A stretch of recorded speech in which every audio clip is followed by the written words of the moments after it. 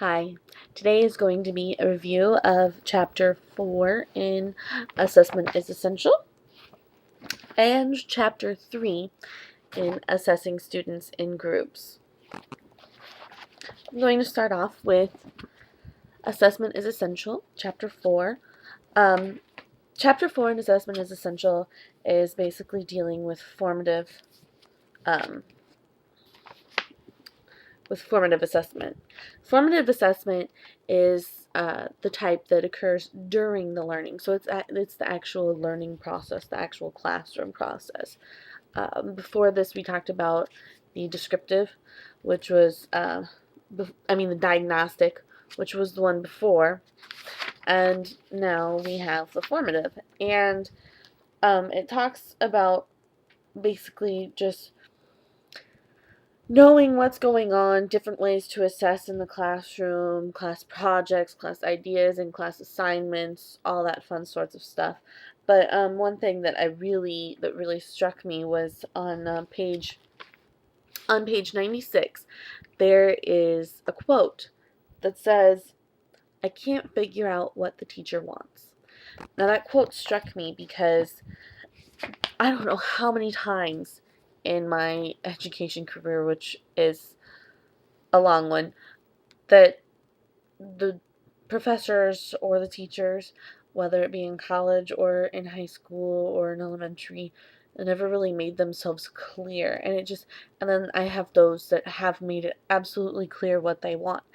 And there is a big difference when you know what's expected, when you know what the teacher wants, when they put out, as it says in the books, what the learning goals and the evaluation standards are for that certain topic, for that certain chapter, the certain subject that you're covering. You know what's exactly is expected of you, therefore you know where to focus your energy, and you're not doing all this guesswork. It's kind of like it's kind of like being guided, not you don't have to fumble through the muddy waters on your own. You have a guide there showing you where to go. And I really think that that's important for people, for professors to get out there, for teachers to get out there for their students, because if you have a guide, if you know where you're going, you can focus in on that and you can learn much more than if you're trying to just to find your own way, to fumble through everything. Then you're not going to focus as in depth where you need to.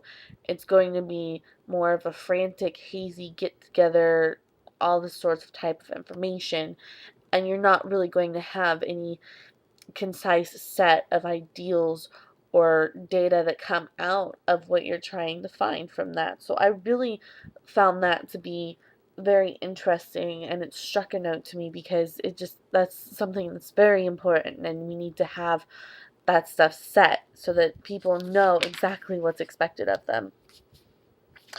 And then it just talks about different types of tasks that involve understanding applications. I believe that was the section.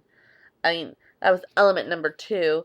They have a whole other section um, based off of that, and it just talked about how teachers can, ask questions, how they can assess people in groups, and just in class activities and all that fun stuff that is interesting. But that one quote just really stuck me. Another thing that got me was in the little box it said it was the ethical issue or some where if you're going to provide a sample of students' work to give somebody an idea as how to proceed on like a project or a paper or something, that the name and everything identifying whose work it actually is, the student's name, needs to be erased, deleted in some way, shape, or form so that the other students don't have a way to uh, figure out who it is. And I can see where that's important, and I can see why you wouldn't want to do that. I just think it was really neat that they had that little box in there that said ethical issues. Um, and then chapter 3 in assessing students in groups was, assessing students in groups.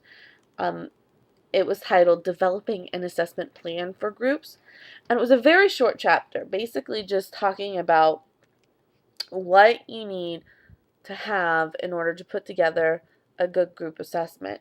Um, it talked about whether the different types of levels of assessment there are, um, and they listed the three of them, which I'll list right now, are engaging in self-assessment, engaging in peer assessment, and assessed individually by the teacher.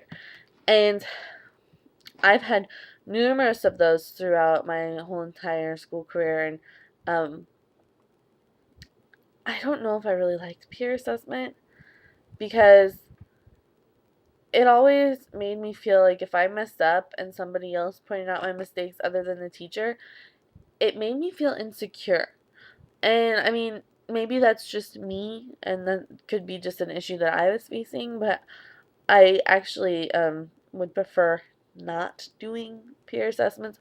That's just me, but I think it is something that is good for students to, for students to try to see if they like it, to find the ups and downs of peer assessment. I mean, there are some good things that come from peer assessment. It, it made me feel, I don't know, insecure. And, if my paper was fine, then I was great. I was like, well, why did I need to do that? But then if something was wrong and they pointed it out, I like pretty much basically like berated myself and beat myself up because I didn't see what was wrong. And so I mean, I think peer assessment for some students is great, but for some it's probably not the best way to go. And that's one thing that you have to figure out when you're going to design um, an assessment plan for groups is you need to figure out which students are going to be able to handle peer reviews and which ones would prefer um, sitting down with a one-on-one with the teacher. Now, I really honestly didn't mind that. And then when they engaged in self-assessment, I mean, okay, I'm not going to say always because sometimes it still doesn't work out that way. But if you can check yourself, that'll help. But also sitting down with the teacher and having the teacher actually help guide you and find things, it doesn't make you feel less than less of I was gonna say less of a person, but I didn't mean I not what I'm trying to say. Make you feel less secure in your work than if a peer did it. But then again, that was just my take on it, um, and that was how it had affected me throughout my school career while I was growing up. So, I mean, I think it can do wonderful things. It just needs to be figured out if the children are actually going to be able to handle it or not. Then it talks about the outcomes assessed, and it just goes on continuing all about that. But one of the main things that I just wanted to focus on that was the fact that in order to figure out how you're going to assess them in a group, you need to figure out what the students are comfortable with first before you can even try to assess them like that. Because if they're uncomfortable, it's going to make the learning experience less, I don't want to say less valuable, but in a way it will be less valuable for them. So figuring out what type of assessment will work best for them and letting them know what is expected and what's needed, having a nice rubric, having some nice guidelines to go by, and just constantly being able to answer questions and help them out and guide them through the murky waters. I think that's what needs to be done. And I think those were the two really big main issues that um, just jumped out at me continually while I was reading these chapters. And thanks for watching.